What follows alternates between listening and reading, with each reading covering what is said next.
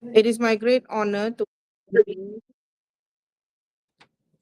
2025 Third International Conference of Law, Accounting and Finance with the theme Empowering Innovation, the Role of Law, Finance and Accounting in Malaysia's Digital Economy.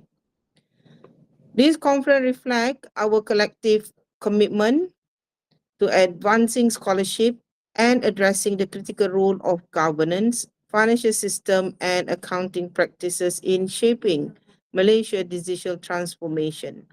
The integration of this discipline is vital to ensuring sustainable growth and competitiveness in the digital economy.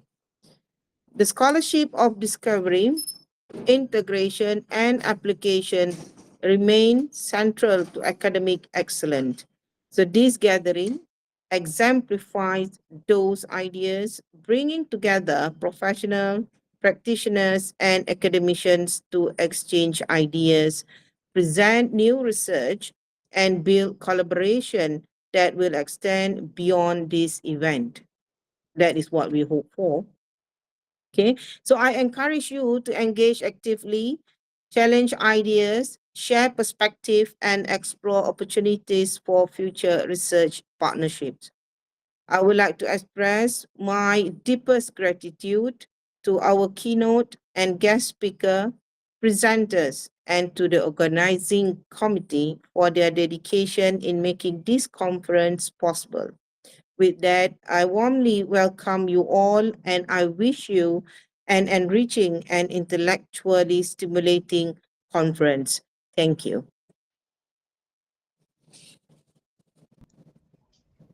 Thank you, Dr. Razia, for that very warm and inspiring welcome. Now, to officially officiate this year's conference, we are honored to have with us the Deputy Rector of Research, Industrial Linkages, Community and Alumni Network of University Teknologi Mara, Negeri Sembilan Branch. Please welcome TS Dr. Asliza Muhammad Haris to deliver her opening speech. Yang bahagia, Doctor, please welcome. The floor is yours. Thank you so much. Okay, can you hear me? Is it? Okay, yes. Thank you so much. Okay, Assalamualaikum warahmatullahi wabarakatuh and a very good morning to our keynote speaker, Associate Professor Dr. Nur Ezan binti Rahmat, Dean Faculty of Law, University Teknologi Mara. Our special invite for academic cycle, Dr. Halim Dedy Perdana, Head of Entrepreneurship Study Program, Universitas Terbuka Indonesia, and co-directors of iCloud 2025, Dr. Razia B. Muhammad Sadiq from Faculty of Accounting and Puan Hazina Muhammad Padil from the Faculty of Law, and also the organizing committee for iCloud 2025, and of course to all of the participants. Actually, firstly, I would like to extend my sincere congratulations and appreciations to organizing committee of iCloud 2025 for their tireless effort and commitment in ensuring the success of this conference, which is now proudly held for the third time virtually. The theme for this year's conference is Empowering Innovations, the role of law, finance and accounting in Malaysia's digital economy is both timely and forward-looking. Reflects the growing demand for interdisciplinary collaboration where legal frameworks, financial strategies and practices must converge to strengthen Malaysia's digital ecosystem. We are indeed honored to have Associate Professor Dr. Nur Ezan binti Rahmat as our keynote speaker. As Dean of the Faculty of Law, her expertise in law and leadership in academia will no doubt enrich our understanding of how the legal field can adapt to the challenges of the digital age while safeguarding fairness and justice. Thank you so much, Associate Prof. Dr. Nur Ezan. Okay, and we are equally privileged to welcome Dr. Halim Dedy Perdana, the Head of Entrepreneurship Study Program, Universitas Terbuka Indonesia. With his experience in finance and governance, his presence reminds us that financial accountability and effective resource management are key drivers in building trust and resilience within the digital economy, not only in Malaysia, but across the globe. The collaboration of law, finance, and accounting is no longer optional, but I personally think it is a must and it is essential factors. In the digital economy, financial transparency relies on accurate accounting practices, which in turn must be supported by robust legal systems to maintain trust. Together, these disciplines empower innovation by providing both the stability and the flexibility required for digital transformation to succeed. It is my sincere hope that iCloud will continue to meet the aspirations of academicians worldwide by providing them with a vibrant platform to share their passion, knowledge, and expertise in their respective fields, particularly in law, accounting, and finance. I am very pleased with the level of participation and the quality of submissions for this year's conference. I wish all presenters the very best of luck in their presentations and in the publication of their abstracts and papers. May this conference may be an encouragement for more impactful publication in the future, and may the knowledge shared here today inspire new collaborations that will continue to shape the digital economy. As host, UiTM Cawangan Negeri Sembilan reaffirms its commitment to championing innovation, nurturing academic excellence, and fostering international collaboration. Through platforms such as iCloud 2025, we aim to empower future leaders, strengthen research culture, and ensure that knowledge remains a driving force in advancing Malaysia's role in the global digital economy. Thus, in the name of Allah and citation of Bismillahirrahmanirrahim, I declare the International Conference for Law, Accounting and Finance 2025, iCloud 2025, UiTM Cawangan Negeri Sembilan officially open. Thank you so much. I return to you, MC. Thank you so much. Thank you very much, Yang Bahagia Dr. Asliza, for officiating our conference with such encouraging words and vision for the future. Ladies and gentlemen, before we proceed, let us take a moment to look back at the journey of iCloud and the hard work that has brought us here today. Please enjoy this special montage presentation prepared by the organizing committee. Thank you.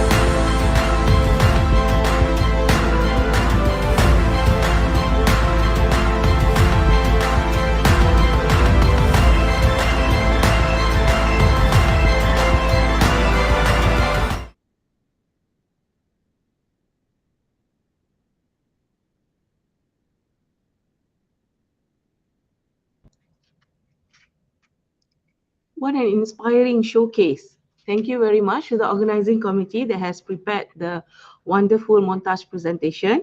Thank you to the team for capturing those moments so beautifully.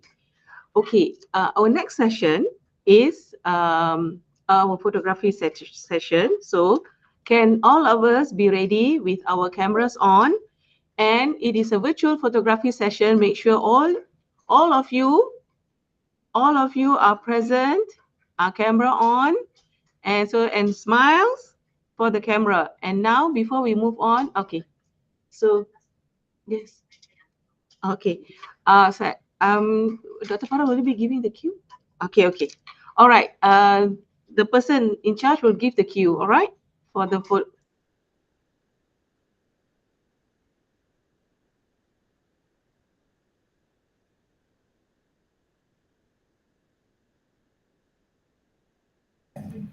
Okay, boleh dengar ke suara saya? Can you switch off the microphone?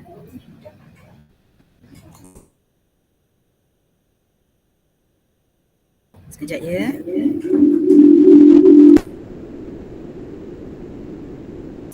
Okey, boleh dengar suara saya dengan jelas Okey, semua orang pandang kamera, jangan kelip mata, jangan, okey boleh senyum, saya takkan di tengah-tengah dengan kiraan. Okey, tunggu dulu, lepas saya ambil 1, 2, 3 jangan gerak dulu tau.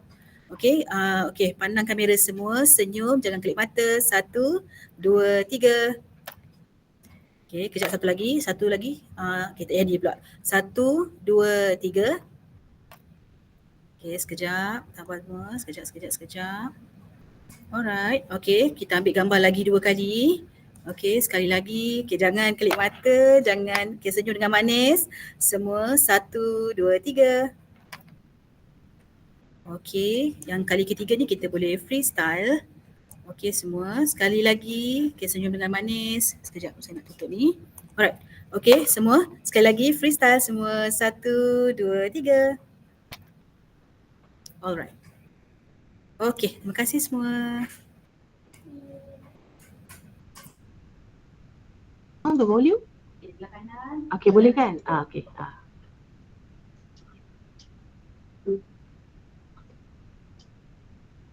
Okay. Alright. Thank you, everyone. Thank you, everyone, for your cooperation, and hope all of us, our photos turn out well. Okay. It's a fantastic group that we have had.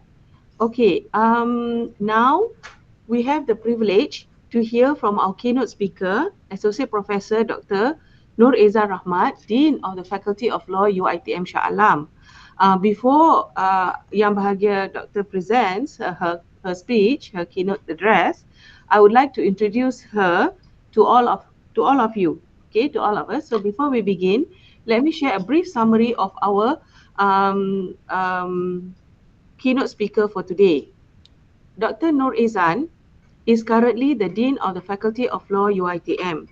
Before that, she had served as Deputy Dean of Academic Affairs from the year 2023 to 2024 and Deputy Dean of Research and Industrial Linkages 2020 to 2022. She began her academic career as a matriculation lecturer in the International Islamic University Malaysia 2001 to 2005 and commenced her tenureship in University Technology Mara since 2005 till today. Yang Bahagia Doctor graduated with Bachelor of Laws Honours in the year 2000, Master of Comparative Law in the year 2002, and PhD in Law specializing in Alternative Dispute Resolution in Family Law in 2017. All studies graduated from International Islamic University Malaysia, IIUM. Dr. Nur Ezan's field of expertise include family law, alternative dispute resolution, and law for people with disabilities. Dr. Nur Ezan also holds professional qualifications as a certified mediator, Asia Pacific Mediation Forum, APMF, University of South Australia, and as a member of Association of Malaysian Environment Behaviour Researchers. Dr. Nur Ezan's distinguished academic career includes numerous awards such as Best Article, a comparative assessment of alternative dispute resolution for financial consumer protection in Malaysia and Indonesia, a gold medal in ADR Edu Center in International E-Content Development Competition, a gold medal in AI Luminator in Invention and Design Exposition, IIDEX. Yang Bahagia Doctor has also successfully participated in both international and national grants, written extensive publications, and had also contributed to the government policy on direction of legal education in Malaysia 2023 at the Ministry of Higher Education in Malaysia.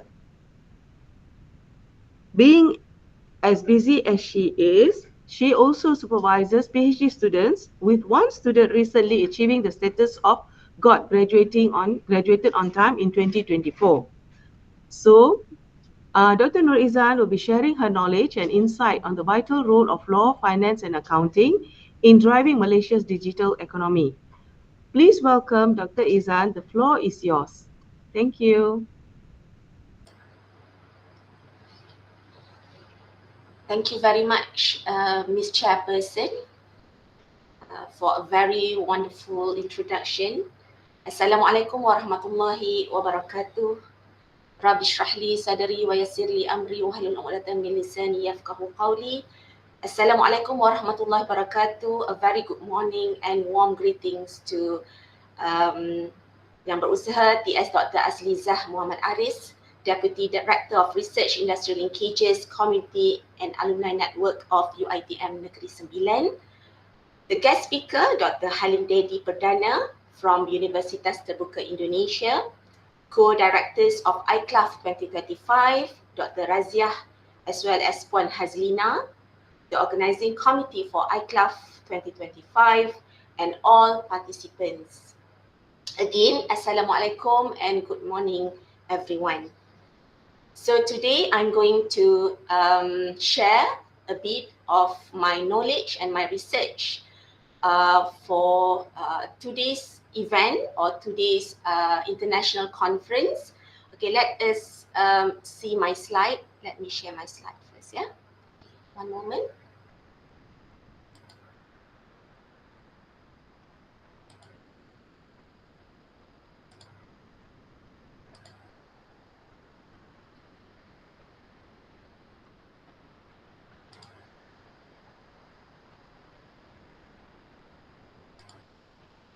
Okay, I hope that everyone can see my slides.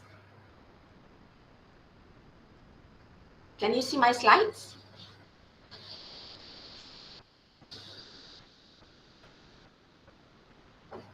Okay. Okay, so the theme for this year's iCLAF, Third International Conference of Law, Accounting and Finance 2025 is Empowering Innovation, the Role of Law, Finance and Accounting in Malaysia's Digital Economy. As you know that my background is law and legal, therefore when it comes to law and legal framework, I will emphasize on that, yeah, a bit more compared to finance and accounting. All right, let us look at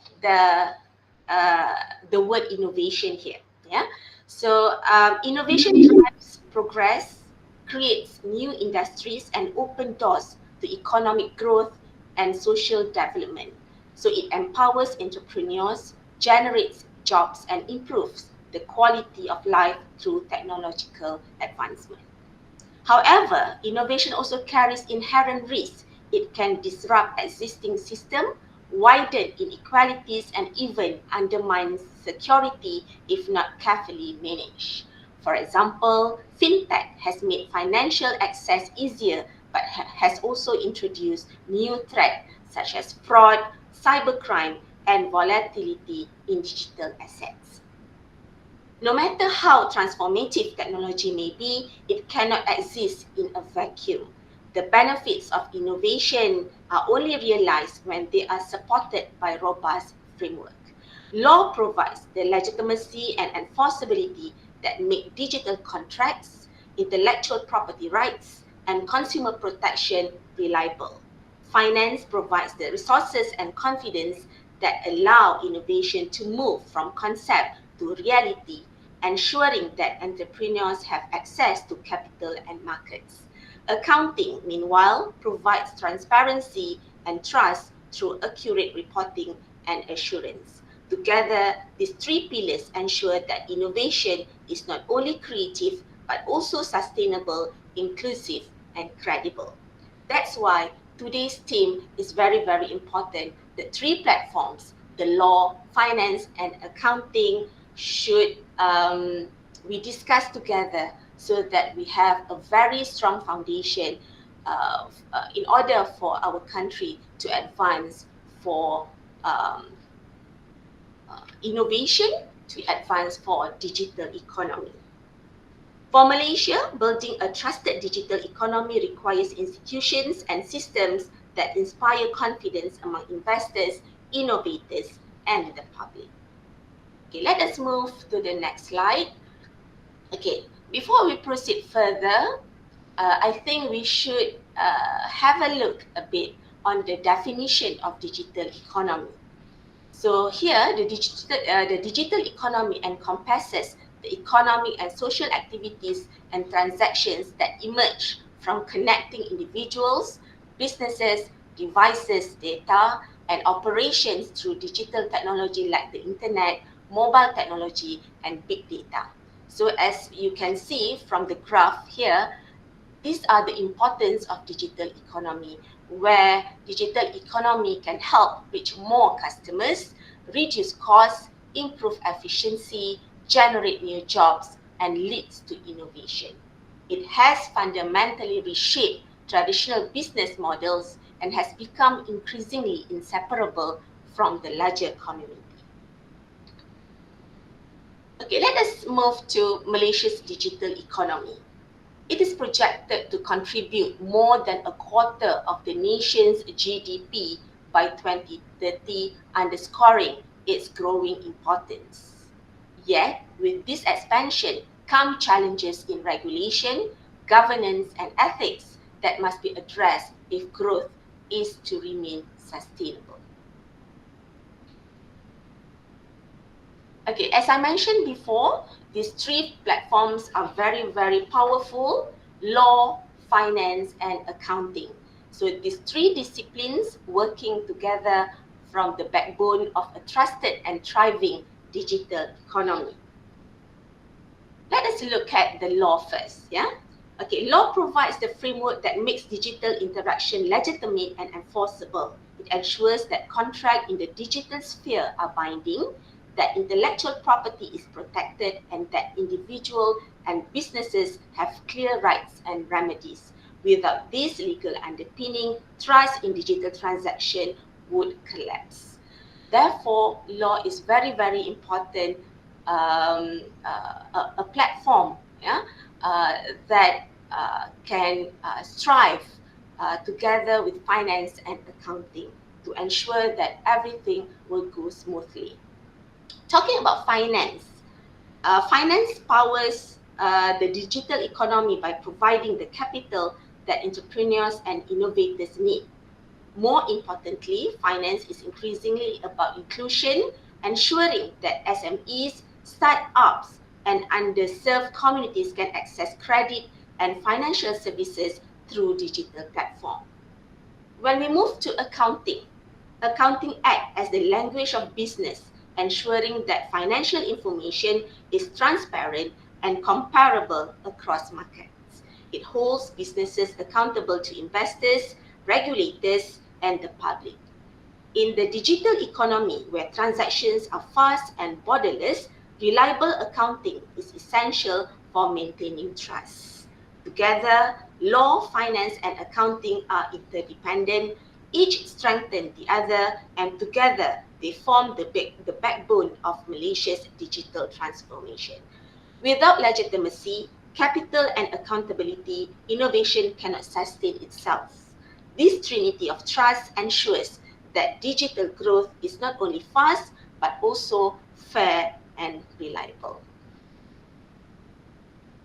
Okay, let us move to law as an enabler. As we know that law provides certainty and predictability for investors.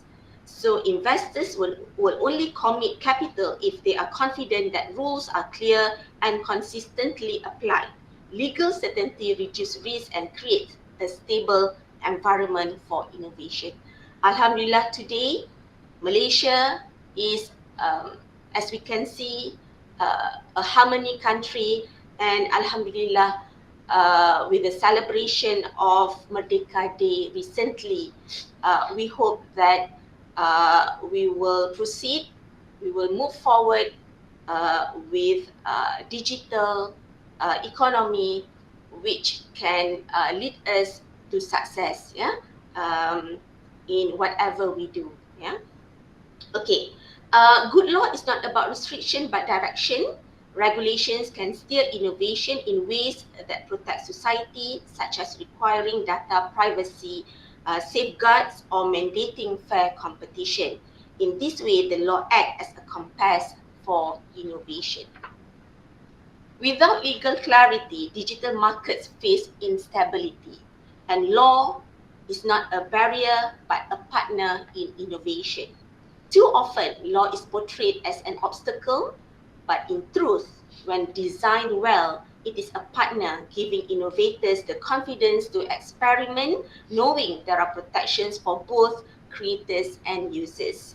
This mindset shift is crucial for building a supportive ecosystem. Okay, next, we go to the key legal challenges. In whatever we do, of course, there are some challenges and limitations. For example, here, I mentioned in the slide that in terms of data protection, personal data is the currency of the digital economy. For Malaysia to be trusted globally, its Personal Data Protection Act must evolve to match international standards like GDPR, ensuring both citizens and foreign partners have confidence in how data is handled. The more we digitize, the more we expose ourselves to cyber threats. Law must not only criminalize cyber attacks, but also equip regulators and law enforcement with the authority and tools to respond quickly and efficiently. Cryptocurrencies, NFTs, and digital tokens are already part of financial markets. Clear rules on legality, taxation, and investor protection are essential to reduce uncertainty and prevent abuse while still allowing innovation to flourish. Digital commerce is borderless, but legal systems are not. Malaysia must strengthen arbitration and mediation framework to handle dispute across jurisdiction, ensuring that businesses have efficient, trusted ways to resolve conflict. Talking about arbitration and mediation, in Malaysia, for mediation, of course, we have the Mediation Act 2012, and for arbitration, we have Arbitration Act 2005. And we are so proud as Malaysians that we have a very conducive building as AIAC, Asian International Arbitration Center. I think we in Malaysia, we started with KLRCA at that time, in 1978. We have Kuala Lumpur Regional Center for Arbitration in 1978. We were the oldest one, in 1978. We were the pioneer. But now there are so many international arbitration centers like Singapore International Arbitration Center, Hong Kong International Arbitration Center. Together, as ASEAN countries, we are now shifting from conventional to smart, or to online cross-border dispute settlement. So we hope that with the facilities that we have, we can encourage people to settle their disputes through alternative dispute resolution. Okay, let us move to the future of legal education. Law graduates must go beyond traditional areas of study. They need to be fluent in laws governing digital platforms, online payment, blockchain, and regulatory framework for fintech. Artificial intelligence raises unique IP questions. Who owns AI-generated work? And how are digital assets valued and protected? Tomorrow's lawyers must be equipped to answer these complex issues. As digital trade grows, so too will dispute arising from smart contracts, cross-border e-commerce, and online arbitration. Lawyers must be trained in resolving such disputes efficiently and effectively. Legal education cannot remain static. Universities must update their curriculum, incorporate interdisciplinary learning, and embed technology into teaching. If law schools do not innovate, they risk producing graduates unprepared for tomorrow's challenges. So at the Faculty of Law, we always receive constructive comments, yeah, from the industry, and we are ready to produce the product that who can meet the industry demand. Yeah, so that is our plan. Okay, let us move to the next one. Okay, just now we talked about law, the legal framework, the legitimate rules and regulation. Now we move to the finance. Yeah, so finance as lifeblood. Finance is the bloodstream of the digital economy, providing the resources needed to transform ideas into impactful ventures. So innovation cannot scale without capital. Finance ensures that entrepreneurs with bold ideas have access to the funding required to bring those ideas to life, whether through venture capital, crowdfunding, or digital bank. Even the most promising technologies, if they lack financial stability, without reliable capital and investor protection, digital ventures can collapse quickly, undermining confidence in the wider ecosystem. Okay, when we look at the financial innovation in Malaysia, yeah, digital banks are closing the gap for unbanked and underbanked populations, providing access to saving, loans, and payment through mobile platform. Traditional bank loans are often inaccessible for SMEs. Digital platforms allow businesses to access funds directly from investors, democratizing finance and enabling entrepreneurship. From cloud-based accounting system to integrated payment gateways, fintech is leveling the playing field for SMEs, enabling them to compete alongside larger corporations. Digital wallets and instant payment systems are revolutionizing how money moves across borders, benefiting migrant workers and businesses alike. So this is the financial innovation in Malaysia. We have digital banks, alternative financing, SME digitalization, and payment innovation, which I have mentioned earlier. Okay, so after finance, we move to accounting as language of business. Accounting provides the language through which businesses communicate their financial health to stakeholders. Trust in financial statement underpin investment decision. So if numbers are unreliable, confidence collapse and markets fail. Yeah? Accounting standards provide comparability across industries and jurisdictions, enabling fair assessment. Without reliable accounting, the trust that underpins markets and investment would collapse as well. Yeah, that's why accounting is very, very important. Okay, let us move to future auditing. In a world where millions of transactions occur in seconds, traditional sampling is insufficient. Auditors must embrace technology to review the entire data set efficiently. With blockchain, auditors can verify records instantly, increasing both efficiency and reliability of audits. This could revolutionize assurance practices.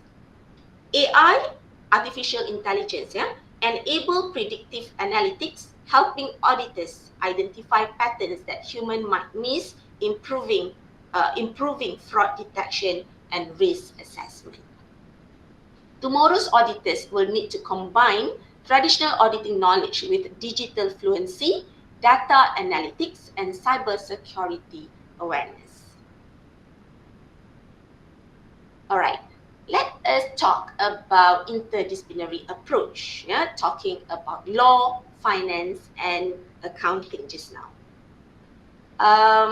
Therefore, I can say that no single discipline can manage the complexity of digital economy alone. A fintech platform, for example, requires legal framework to regulate it, financial backing to fund it, and accounting system to ensure transparent reporting. Consider a Malaysian fintech that facilitates digital payment. It cannot operate without a license issued by regulators, without investors confident in its business model, or without transparent financial records that prove its viability. This illustrates how interdependence is not optional but necessary. Education must evolve to prepare graduates who can move comfortably across these fields, lawyers who understand finance, accountants who grasp regulatory requirements, and financiers who respect legal and ethical boundaries. Only then can Malaysia nurture leaders fit for the digital era. By fostering collaboration across profession and institutions, Malaysia can position itself as a hub of integrated expertise, attracting both investment and talent from the region and beyond. The pillars of empowerment. When we talk about governance, we talk also about ethics, and we talk about transparency. Together, these three, governance, ethics, and transparency, create the foundation for resilient and sustainable digital growth. Digital growth requires rules, institutions, and mechanisms that ensure fair play. Without strong governance, markets risk instability, fraud, and inefficiency. Technology is neutral, but how we use it reflects our values. Strong ethical principles are essential to prevent harm, protect vulnerable groups, and maintain fairness in innovation. Transparency allows stakeholders, whether investors, regulators, or the public, to trust that information is accurate and complete.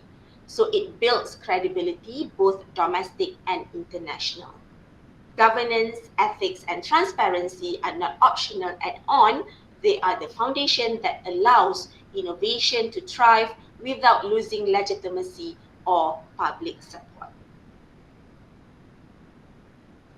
All right, Malaysia's path forward. Yeah.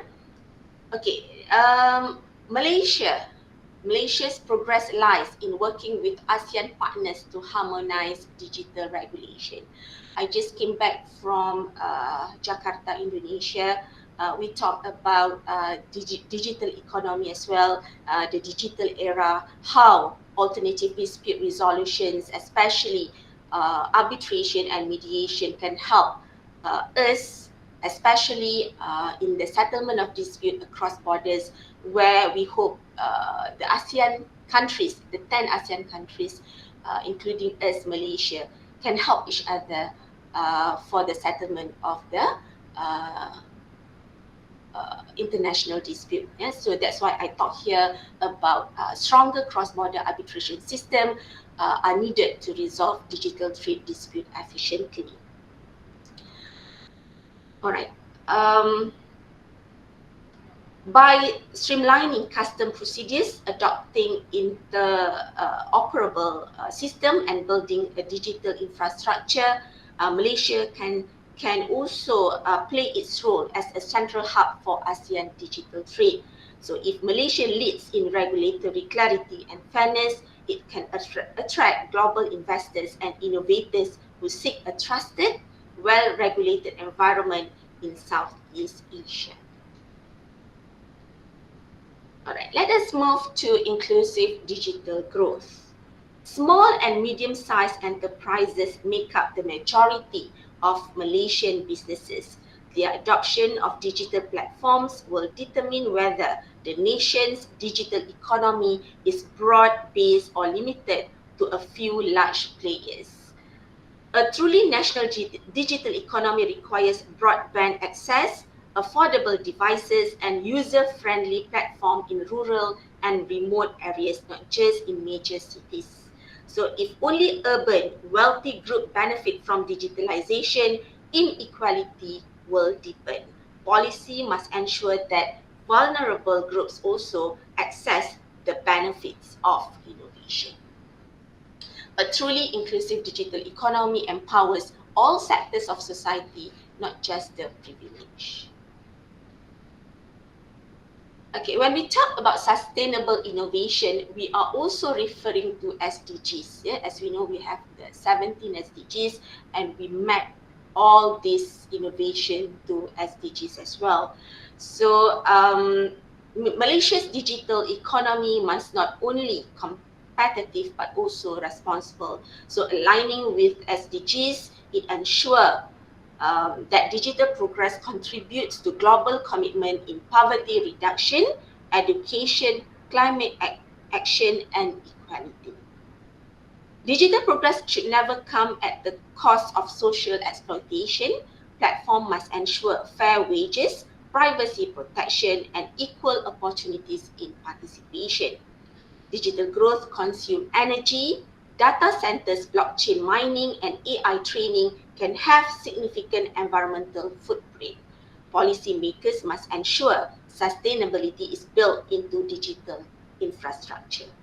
A short-term rush for profit is not enough. Only innovation systems that balance economic growth with social and environmental responsibility will remain relevant for decades to come. Yeah. All right. So I have two slides of summary for my speech today. Yeah. So the first one is that I would like to emphasize that the legal framework is what transforms innovation from idea into a reality that can be trusted. Law provide enforceable rights, protect intellectual property, and regulate digital platforms. They reassure both innovators and consumers that their rights will be respected. Without legitimacy and enforceability, the digital economy would be chaotic, fragile, and unable to sustain long-term growth. Finance, yeah, when we talk about finance, no digital innovation can succeed without financing. Finance provides entrepreneurs with the resources to scale while also ensuring that investors are protected. Equally important, finance must serve not only large corporations but also SMEs, startups, and rural communities so that the benefits of digitalizations are widely shared. Finance gives the digital economy both its lifeblood and its inclusiveness. We move to accounting in a digital economy where transactions are fast, complex, and borderless. Accounting ensures clarity. It creates a reliable system for reporting, verifying, and comparing information, enabling investors, regulators, and the public to make informed decisions. Without this trust mechanism, markets cannot function effectively. Together, these three disciplines form the core pillars of empowerment for Malaysia's digital transformation. Law legitimizes, finance enables, and accounting ensure trust. This tree of trust forms the backbone of Malaysia's digital economy. By working together, these professions empower innovation in ways that are stable, inclusive, and sustainable.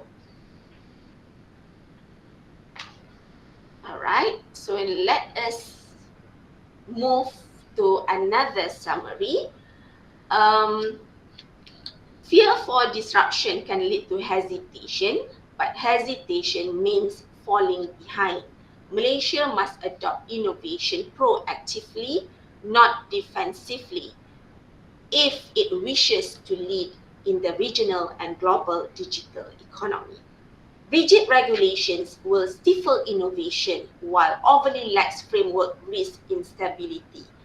Too often, professionals operate within their own boundaries, so the digital economy requires interdisciplinary collaboration, lawyers working with financiers, accountants partnering with regulators, and academics linked with industry. Only through joint efforts can innovation be empowered responsibly. The foundation of Malaysia's digital success will not be the speed of technology adoption, but the strength of the trust that underpins it. Trust through good governance, inclusive finance, and transparent accounting will ensure resilience and prosperity for decades to come. Alright, so this is my closing message. Malaysia is positioned to be a digital powerhouse in ASEAN and beyond. Our geography, young population, and growing digital infrastructure position Malaysia as a natural leader in the digital economy. With a vision and determination, we can lead in areas such as fintech regulation, digital trade arbitration, and sustainable innovation. Adopting new apps or platform is easy. Building enduring institutions that guarantee fairness, stability, and trust is much harder. Malaysia's true success will be judged not by short-term gains, but by the long-term credibility of its governance. So these values are not optional. They are the conditions that will make Malaysia's digital transformation inclusive and sustainable. Without them, innovation risks become unstable and unequitable. So with shared vision and commitment, Malaysia can lead in shaping a responsible and sustainable digital economy. So this conference is hoped to prove of that collaboration needed. Academia, government, industry, and global partners working together. So if we act boldly, responsibly, and inclusively, Malaysia will not just participate in the digital future, but it will also help to shape it. So I hope that whatever I share this morning can give some ideas to the participants and give some knowledge where together, with law, finance, and accounting, we will ensure that Malaysia digital economy will be more advanced in the future. So thank you very much for your attention. Let us build Malaysia's digital economy together. With that, thank you. Assalamualaikum warahmatullahi wabarakatuh. I give back the session to the chairperson, Ms. Azlina. Thank you.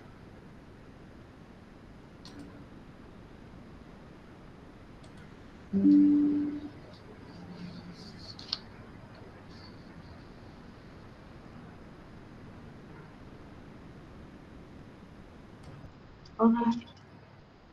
Okay. Thank you, Dr. Nur Izan, for that thought-provoking keynote, a perfect way to set the tone for today's conference.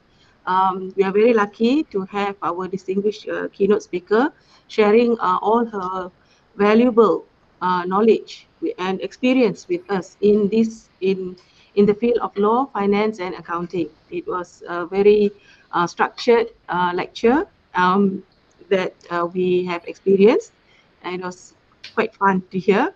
All right, and now next we are honored to welcome Dr. Halim Dedy Perdana, our invite. Oh yes. Oh, sorry. Before we move forward, there are some questions that we would like to ask of our keynote speaker. I open the floor to. Oh, I have no. Okay, now where's the question? Okay, all right. Okay, sorry. I will read the question to Dr. Ezan. Sorry for the slight technical need. Okay, I would like to ask Yang Bahagia Doctor, in view of the Fashion Valley case, what is Doctor's opinion on the due diligence process of both Khazanah Nasional and PNB, since it was reported that Fashion Valley has suffered a straight 5 years losses when they invested in Fashion Valley in 2018. If Doctor can share your experience or your knowledge with us. Thank you.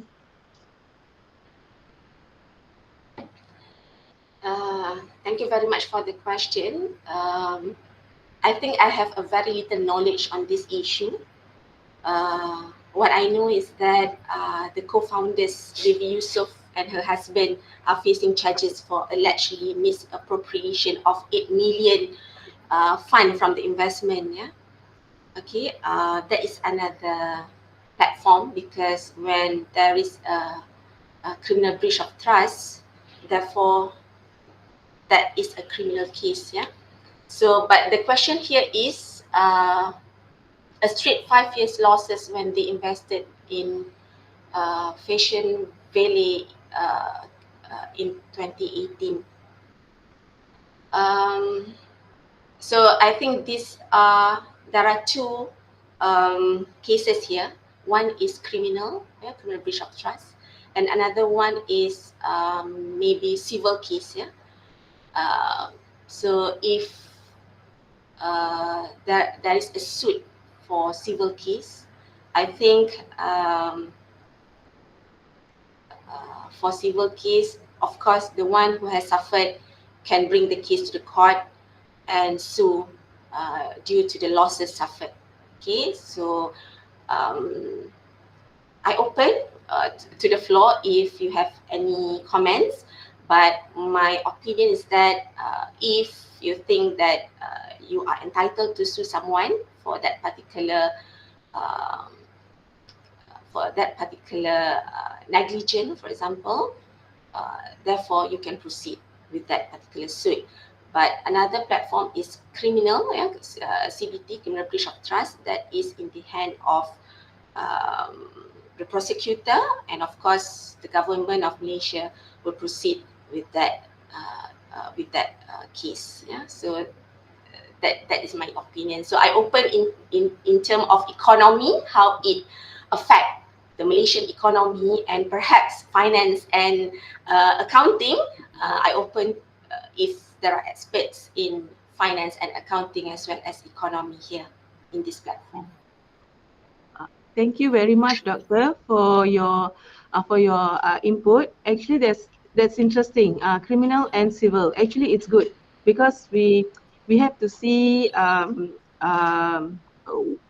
which, like what Doctor mentioned today, who is the party that wants to take the action, which is the party who has suffered. But that's an interesting look for both criminal and civil. So there's remedy lah for that. Thank you so much, Doctor. It's just kalau if we can indulge, just one more question to Doctor, because I felt that your speech just now was very wholesome because it included law, finance, and accounting. So I thought maybe Doctor can share with us, in your opinion, Doctor, what would be the best method as a legal practitioner, as a law practitioner for almost 30 years, the best method to regulate digital reliance in commercial enterprises?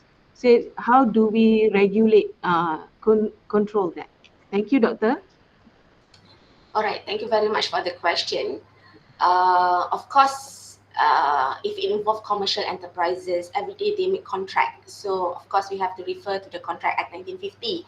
And from time to time, our Contract Act has been amended to ensure that smart contracts, online contracts, especially for commercial enterprises, will be entertained as well. So, as I mentioned just now, we in Malaysia, we already empower our mediation and arbitration to be online as well. So we have also mediation and arbitration online dispute resolution.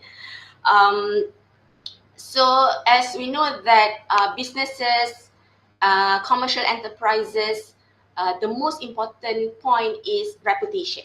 Yeah, we want to preserve the reputation. So to regulate, of course, we will look at the law, the legal framework, but to settle the dispute, we want to make sure that they don't go to the court, yeah, because everything is about reputation. Once you go to the court, the next day, your issue, your pictures will be on the newspaper or on the TV, yeah. So to preserve that reputation and to preserve the relationship among commercial enterprises, of course, if there is any issue, if there is any dispute, we will try our best to settle the dispute through alternative dispute resolution. That's why in the contracts nowadays, there must be an ADR clause. Yeah, ADR clause is referring to firstly negotiation. If negotiation fail, then we can proceed to mediation. If mediation fail, then can proceed with arbitration. If everything is not successful, therefore we can proceed to litigation or court. That is the last resort. Yeah, so that's my answer to that question. My response to regulate, of course, we have the legal framework, we have the law in Malaysia, yeah, we have the Contract Act 1950, we have the Arbitration Act and Mediation Act. But in terms of reputation, we will try our best to preserve the relationship and to make sure that the reputation is clean, yeah, because we make business every day. So perhaps hari ini bergaduh, tomorrow kita boleh bersatu ataupun harmonize the relationship. So that's my answer to that question, Miss Azlina.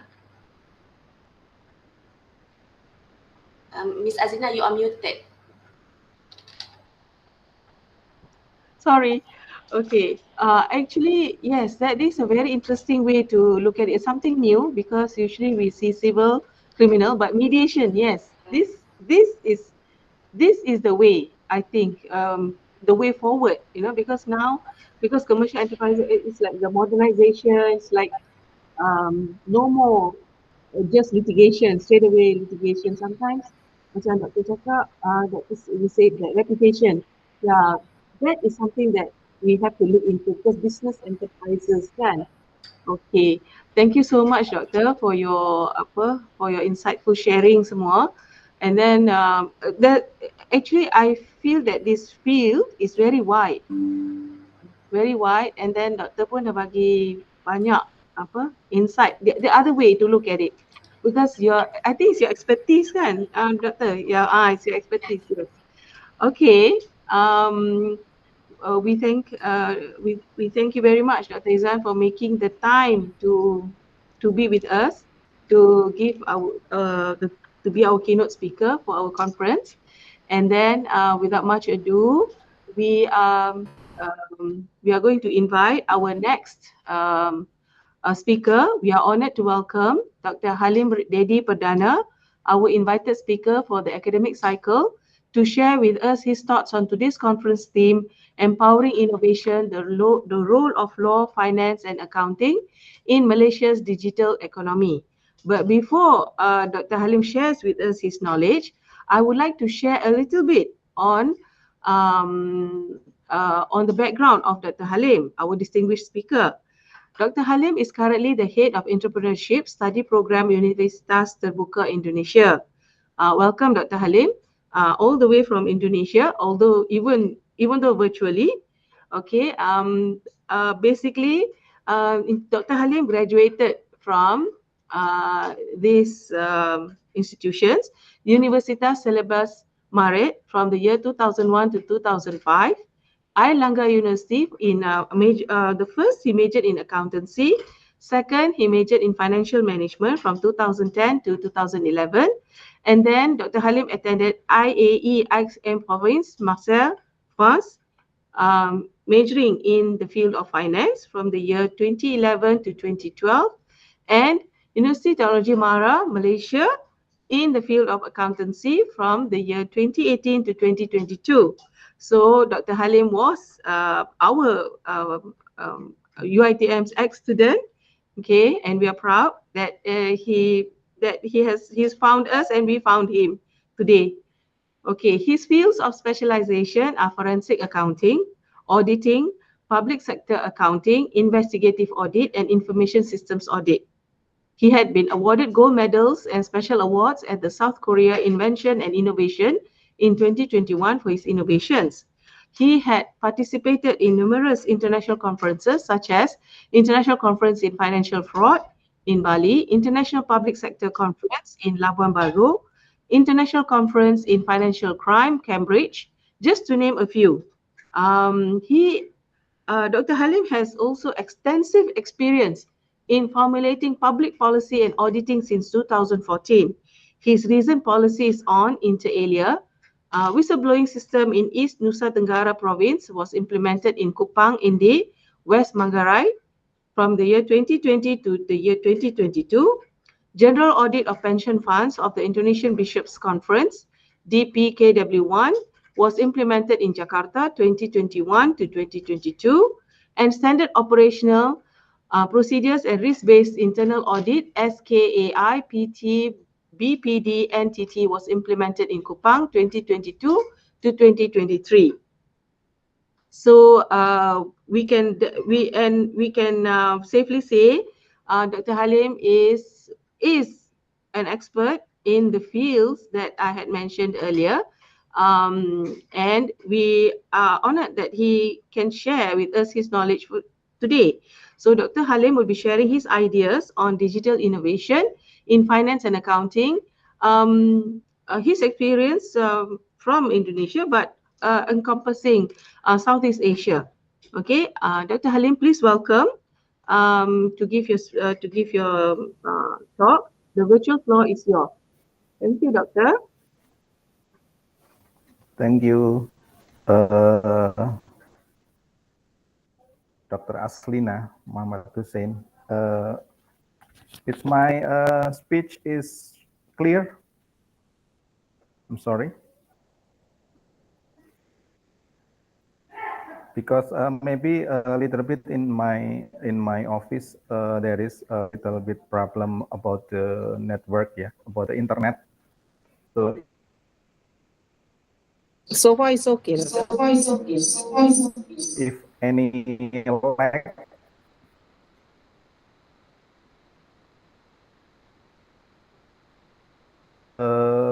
as soon as possible you can speak to me.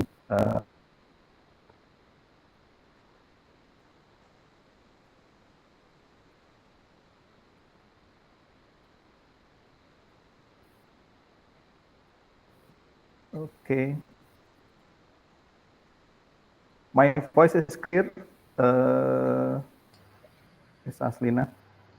Yes, Doctor. We can hear you. It's okay, Doctor. We have the time. Okay. So we can accommodate you. Okay, No okay. problem. Yeah. Yeah, okay. Thank you. Today, I will share all of you about the responsible innovation. This is one of the topic. It's very interesting. Thank you for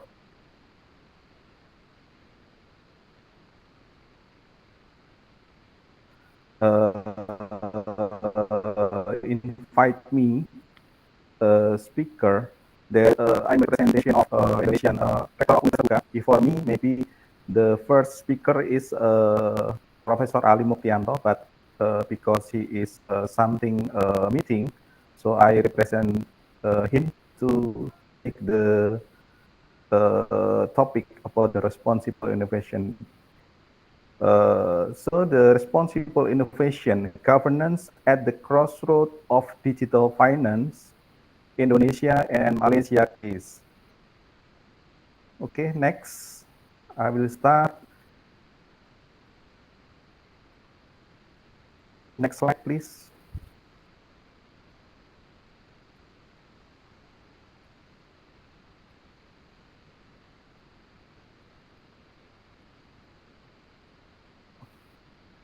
Okay.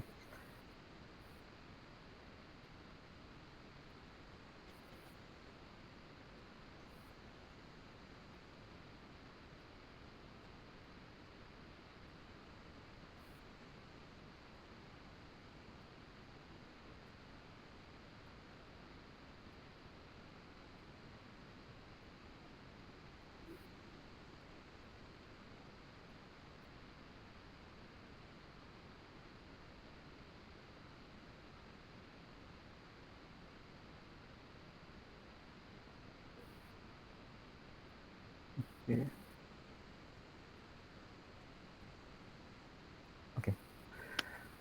Okay. In the part one is about the setting of the scheme, the digital finance revolution. We have the Southeast Asia's digital financial services. We know that, let's start with the big picture now. Across ASEAN, ASEAN digital finance services were valued at 11 billion US dollar in 2018. By 2025, projections suggest this could rise to 38 billion US dollar. We know that in Indonesia, financial inclusion has improved remarkably.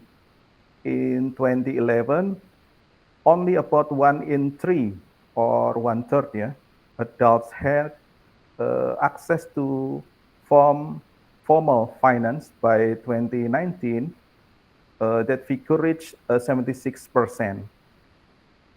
Beside that, in Malaysia is doing even better than Indonesia with more than 90% inclusion, but the challenges remain, especially we know that in rural area and among other populations. Southeast Asia, digital finance services we call DFS sector has experienced remarkable growth, expanding from 11 billion to 38 from the 2018 until 2025. So this explosive growth is being driven by several key trends and structural shifts in the region's economies, demographic, and technological landscape. So I will explain a little bit about what are digital financial services or DFS. DFS refer to financial services accessed and delivered through digital channels such as mobile banking apps, digital wallets like the GrabPay, GoPay, ShopeePay, peer-to-peer or P2P lending platforms, digital insurance, insurance tech, online investment platform, and digital remittance. These services are often provided by both traditional banks and non-bank fintech firms. For the key driver of growth of digital financial services or DFS, first, about the increased financial inclusion. We know that millions of unbanked adults in countries like Indonesia, Malaysia, Philippines, Vietnam have gained access to financial tools via mobile phones. According to the World Bank, Southeast Asia has historically had high levels of underbanked or unbanked population, but mobile technology is closing that gap.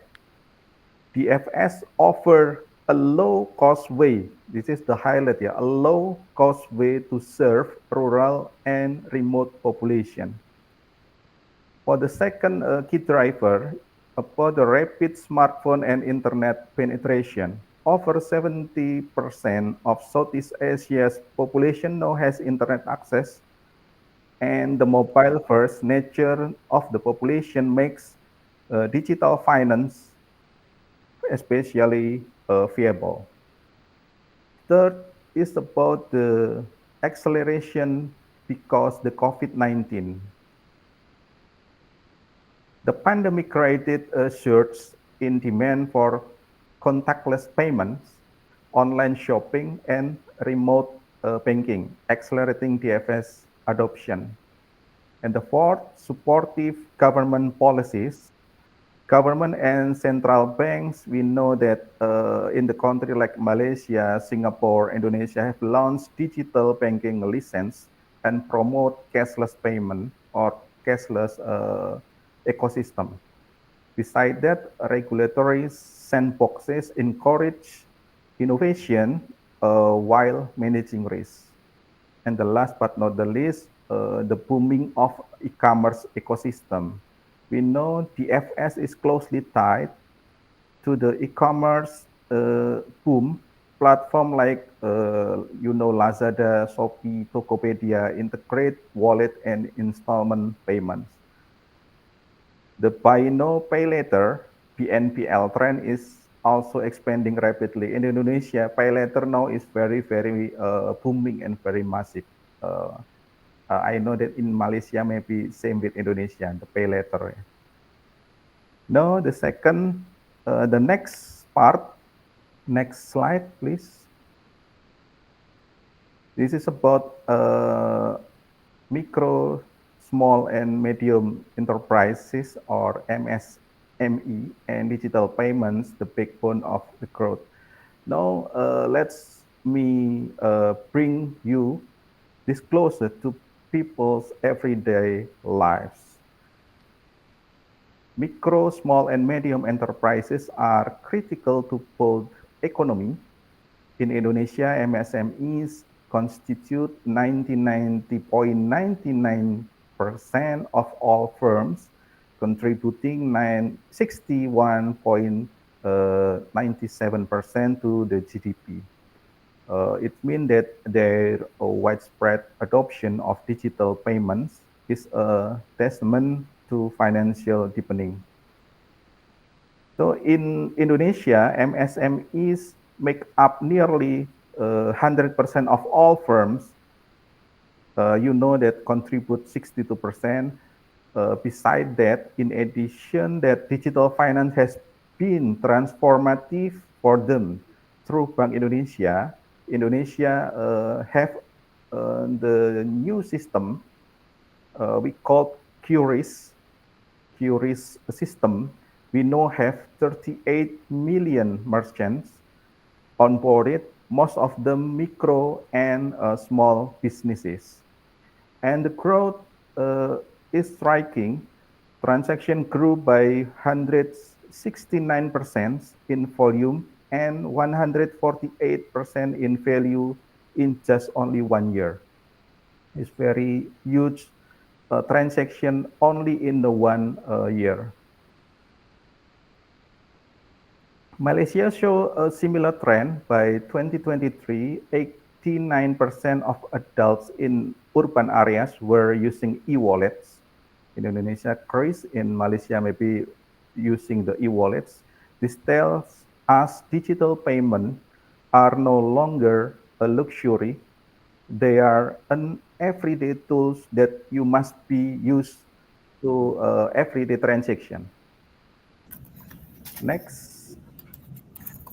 Okay.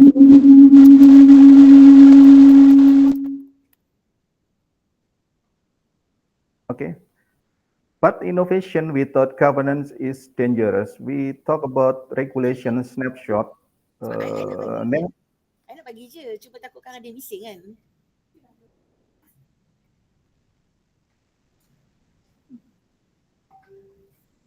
Before, please. Slide before part 2. This is about the regulation. Malaysia has chosen to regulate initial coin offerings through its Security Commission. Indonesia, on the other hand, have ICOs as payment method, but allows them as commodity under we call the Bapepti rules. Most importantly, Indonesia passed law number 4 of 2023, the called Financial Sector Strengthening Act. This law established the digital rupiah, expands OJK's authority to oversee fintech and crypto, and strengthens governance of our financial system. It's a major step in Indonesia to forward, but laws on paper must be matched by practice. Next. The next slide. Okay, in the second part, before. Yes, it's about the governance in practices. You know in the picture that Indonesia and Vietnam are projected to grow the fastest in digital financial services revenue. You know the comparison in Singapore have a CAGR 14% from the 4, now in 9 in 2025.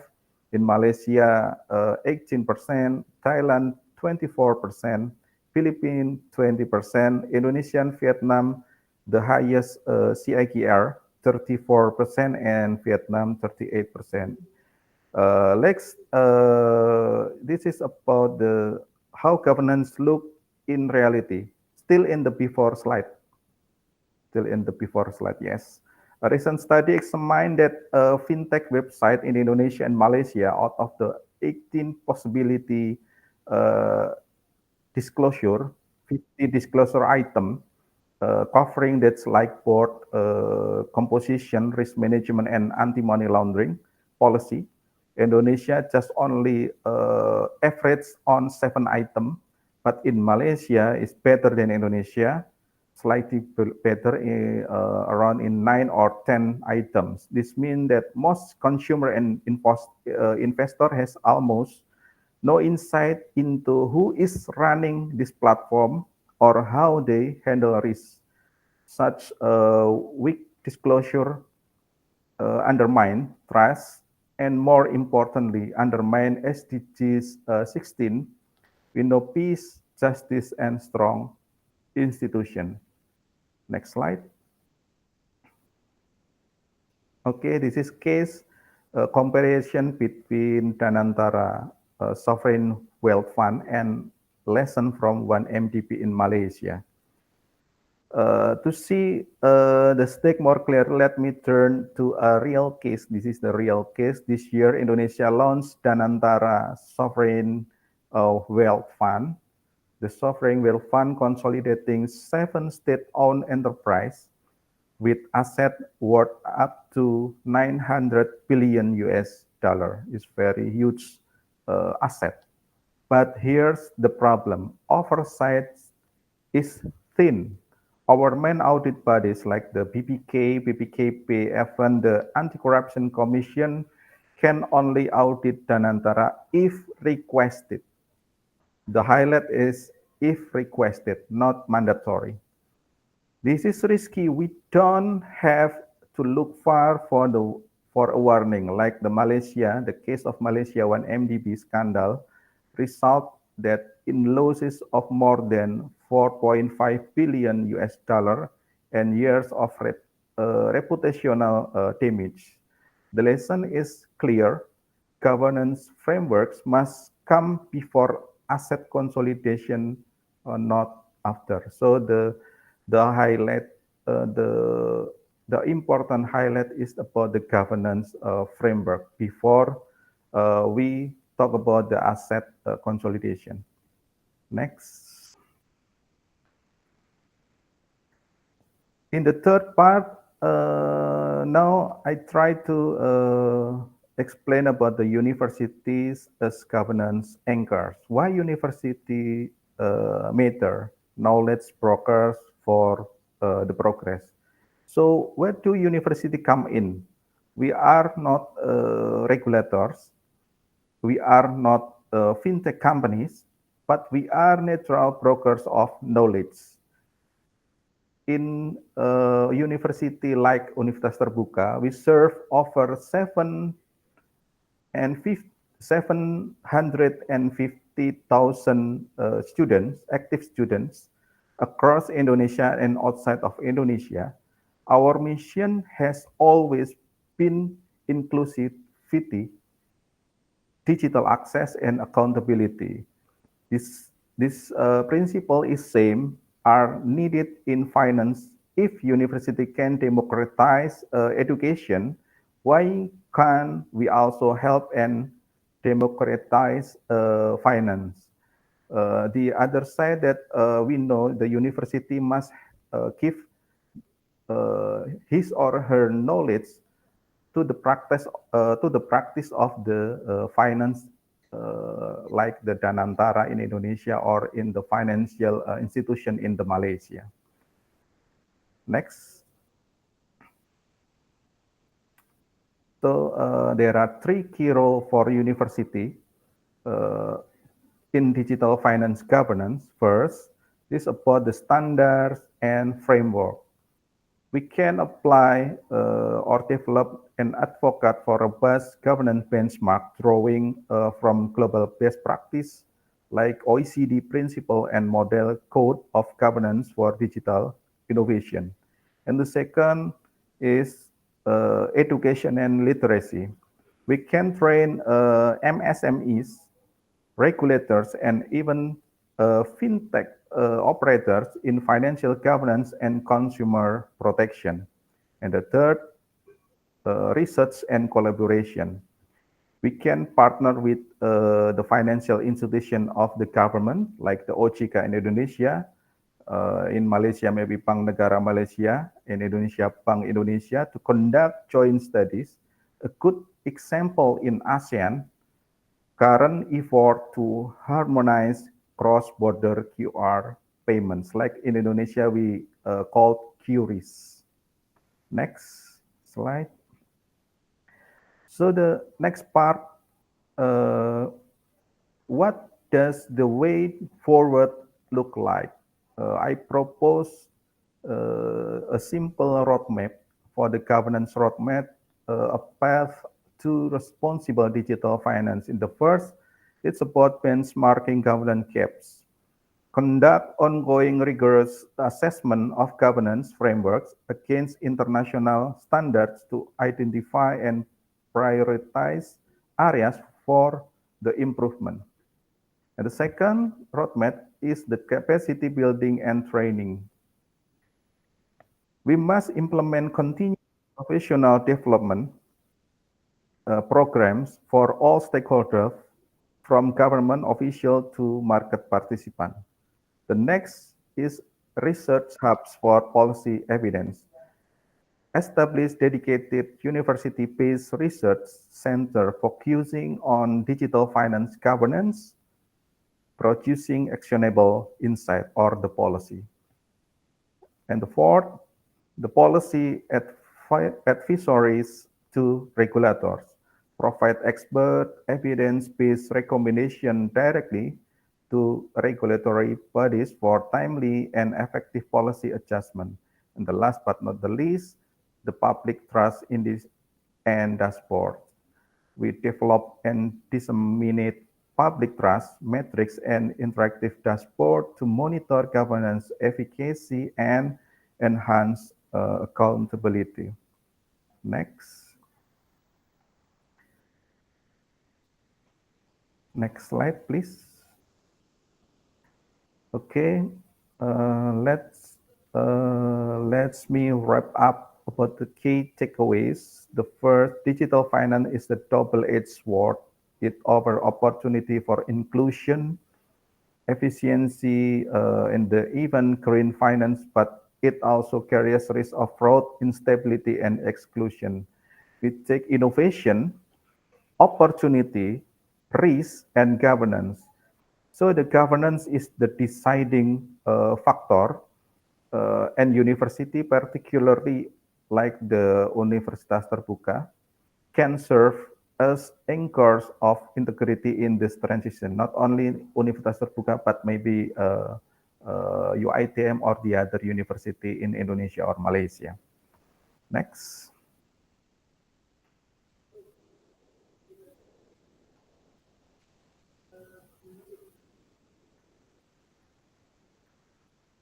The next slide, maybe the last slide.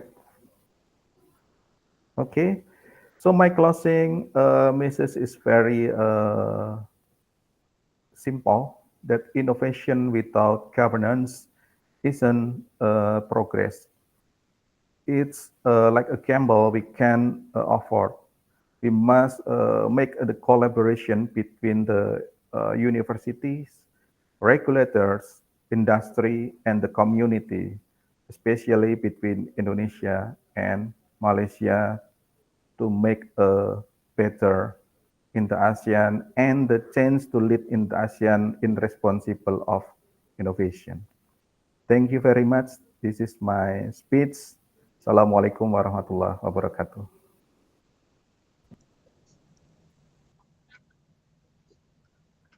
Thank you very much, Dr. Halim, for such an insightful session and for joining us all the way from Indonesia. Before I proceed, we move forward with the next agenda on our tentative. I open the floor to questions to Dr. Halim. Okay, it was an interesting speech, and also from your resume, I could see that you're very well experienced. You are very experienced in this field. So I really welcome some questions from the floor. and I'm in the midst of preparing my own question also. So maybe if you have some question, then we can ask Dr. Halim for Okay. us to share, because this is a good experience, yeah, because he's from Indonesia, you know, somewhere away from Malaysia. So let us learn from our neighbor. Okay.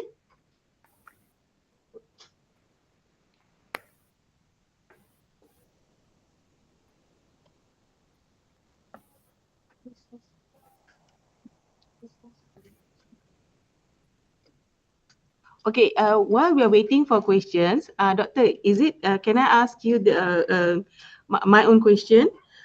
In your experience, Doctor, how does public policy and auditing, because I see in your CV you have done a lot of public policy and auditing on need, and it was implemented successfully. So I would like to ask, how do you look at it? How does it resolve problems created by this digital digital economy? Because now reliance, I saw your chart just now. You know, our reliance is actually, there's a lot of money involved, but there will also be a lot of fraud, and because you cannot see, like before you can see the things being sold, Yes. but now we don't. So Doctor, can please share your experience with us, Okay. how you resolve. Okay. Okay. Thank you. Can I speak with the bilingual ya in bahasa and in the English ya? Yes, it's possible. Okay. Thank you. In Indonesia, especially for the fraud, now we have the new regulation, but maybe in the 2022, yes, 2020, 2022. That's the regulator of the auditor in Indonesia must be make the fraud risk assessment in every procedure of the audit. You know that in bahasa kita mengenal ada yang namanya penetapan resiko fraud. Okay. Aslinya jadi Betul. penetapan Yes. fraud assessment di sini. Yes, fraud assessment. Ya, wajib dilakukan sejak tahun 2022. Jadi 2022 itu seluruh auditor eksternal, like the Yes. KAP in Indonesia in audit firm, must be do it in the program and the procedure audit. Jadi jika kemudian fraud risk assessment tidak dilakukan, gitu ya, maka auditor tersebut akan mendapatkan teguran ya, dalam hal ini mendapatkan warning dari Ministry of Finance. Jadi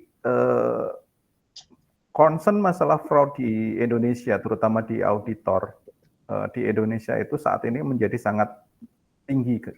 Hal ini terjadi kenapa? Karena dikaitkan dengan fintech tadi ya, dikaitkan dengan fintech company. Indonesia sempat dalam hal ini quote and quote tanda kutip itu kebobolan case e-fishery. If you googling, you can search e-fishery. E-fishery, Tani Hub, is it the fintech, the big fintech in the farming ya in Indonesia. It's very dalam laporan keuangannya cukup bagus.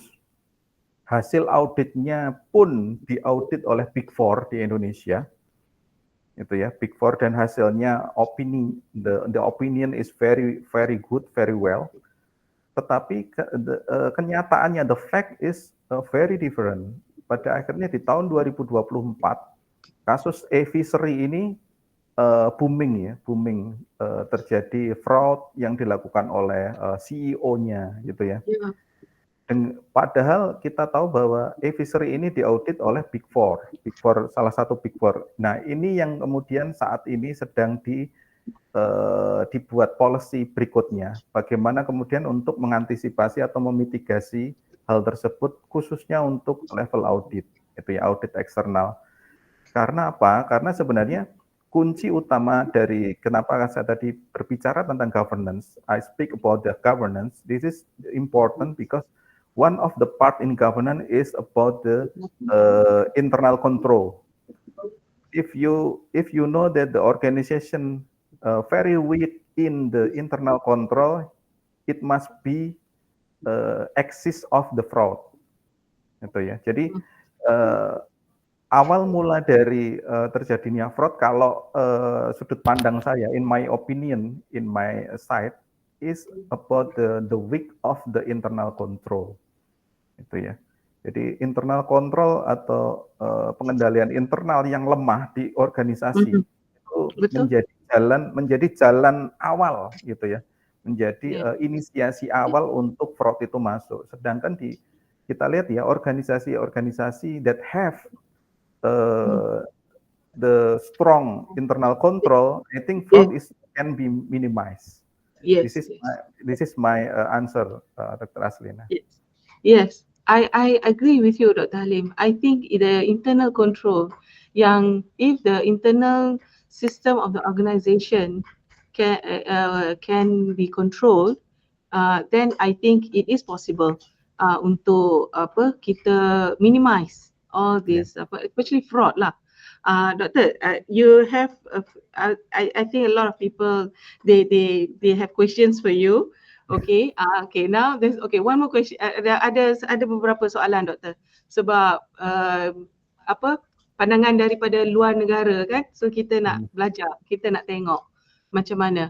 Why innovation, Doktor nak tanya sebab ada doktor menang ada award innovation kan. Why innovation needs smarter governance, not just faster technology.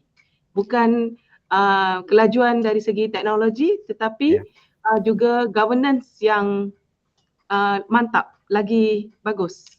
Kenapa, Doktor? Innovation tu. Betul. Jadi kembali lagi ya, saya sampaikan ke bahasa. Ini pengalaman ya. This is my experience, maybe in 20 years in university. Before in Universitas Terbuka, I joined in the one of university.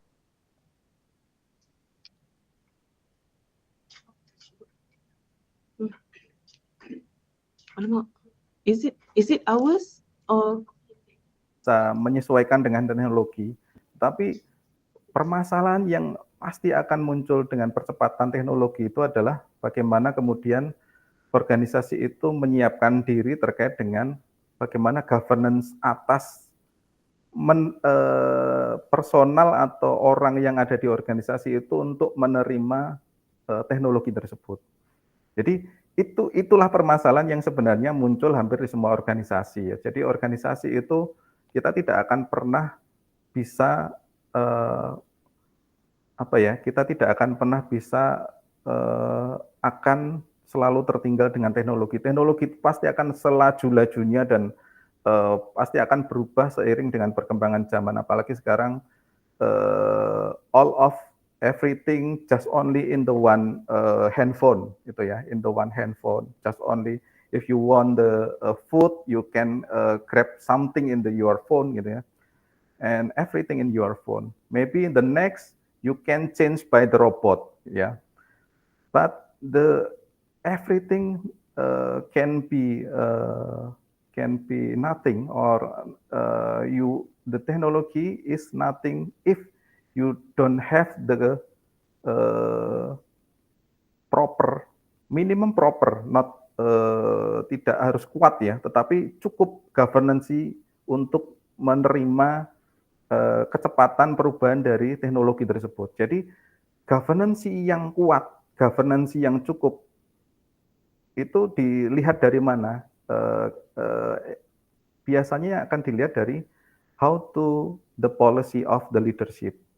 Bagaimana kebijakan dari pimpinan yang ada di organisasi tersebut itu untuk mempersiapkan diri menerima dari perkembangan dari kecepatan teknologi yang luar biasa. Karena terus terang saja, like in our university, in Universitas Terbuka, that have 750,000 student, inactive student, is very huge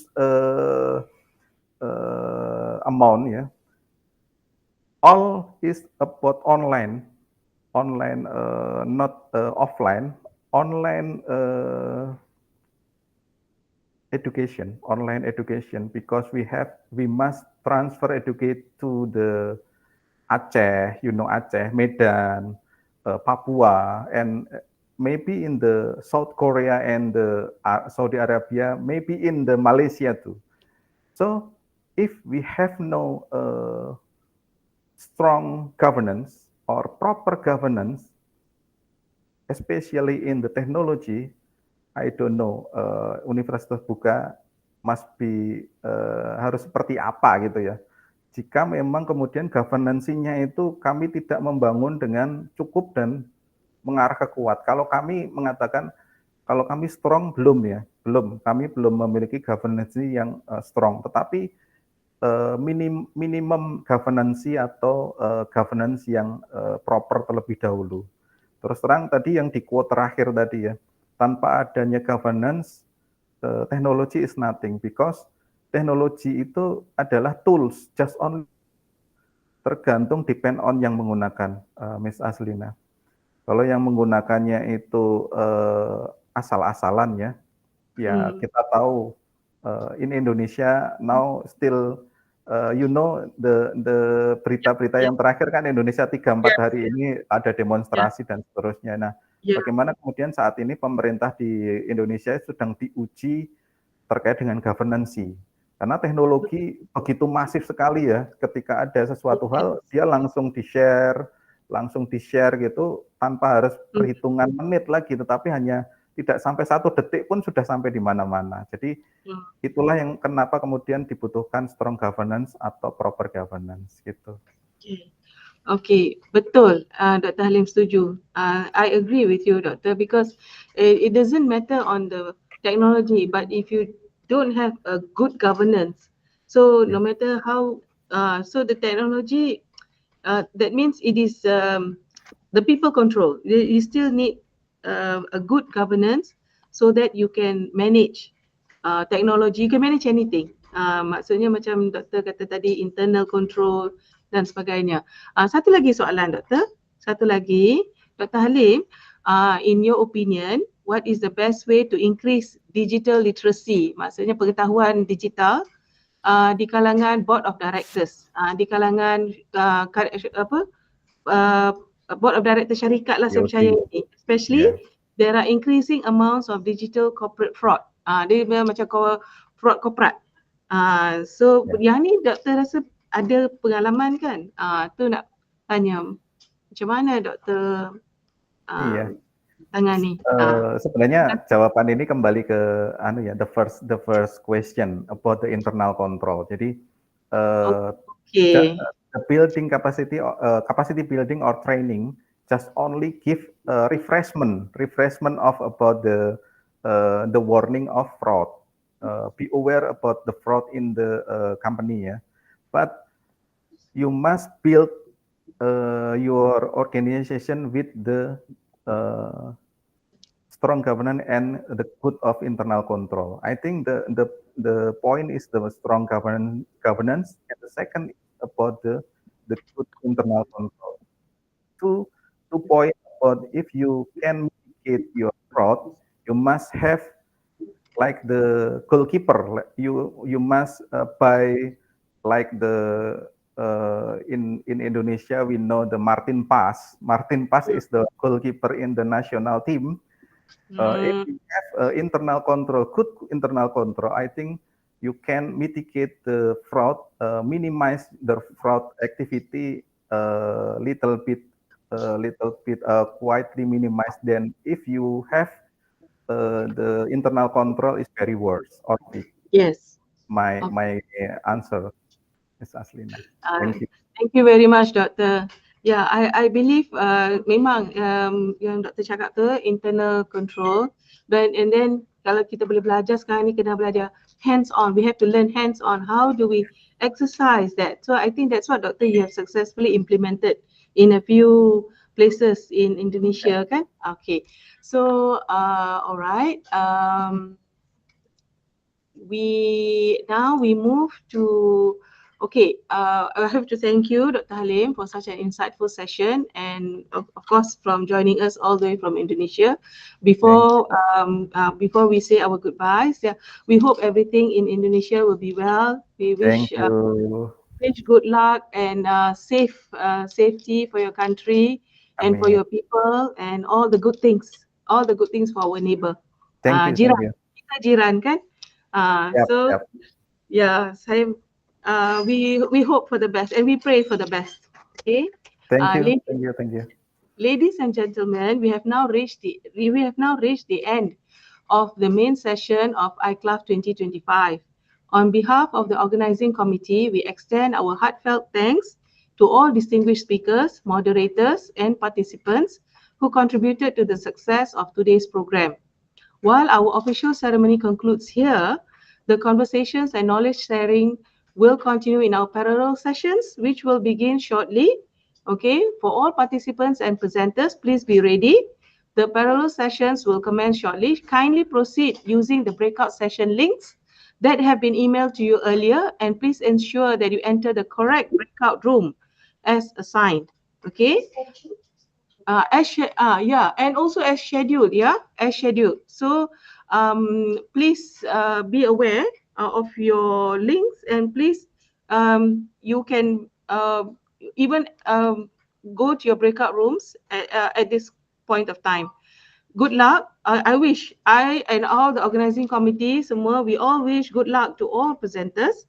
Hope we have a mutually rewarding sharing session today. We look forward to your active participation in these sessions and hope today's discussions will inspire further collaboration beyond this conference. With that, thank you once again for joining us at iClub 2025. Wabillahi taufiq wal hidayah. Wassalamualaikum warahmatullahi taala wabarakatuh. Waalaikumsalam warahmatullahi wabarakatuh. Thank you. Thank you very much, Dr. Halim. Thank you very much, Professor Madya, Dr. Nur Ezan, for joining us today. And thank you to the organizing committee and to all the participants. Okay, so see you in the breakout rooms. Okay, all right.